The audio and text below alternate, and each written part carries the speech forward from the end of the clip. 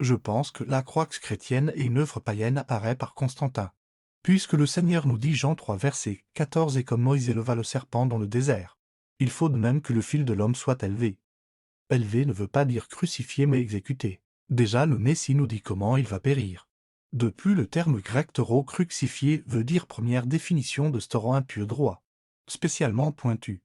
Une croix l'instrument bien connu du châtiment le plus cruel et le plus ignominieux. Emprunté par les Grecs et les Romains aux Phéniciens, depuis le temps de Constantin le Grand. Étaient attachés à la croix les pires criminels, les plus bas des esclaves, les voleurs, les fauteurs de troubles et même, dans certaines provinces, selon le bon plaisir des gouverneurs, des hommes justes et paisibles, et quelquefois des citoyens romains. Donc la croix apparaît avec Constantin le Grand puisque stauron veut dire poteau vertical. Croix ou poteau, le silène Martia osa défier le dieu Apollon dans un concours musical. Vaincu. Il fut condamné à être écorché vif. Il a tant suspendu à un pain le terrible châtiment.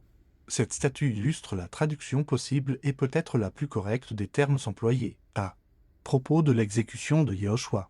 Si tu es un fils de Dieu, descends du poteau de supplice Matthieu 27,0 son croix, Léonard. Croix ou poteau, le mot grec stauron R3, que l'on traduit par croix signifie d'abord pieux élément de palissade. Pal déjà utilisé par les Assyriens, Perses ou encore poteau auquel était suspendue la victime.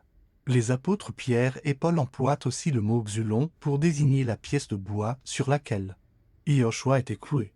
Le Messie nous a libérés en devenant malédiction à notre place.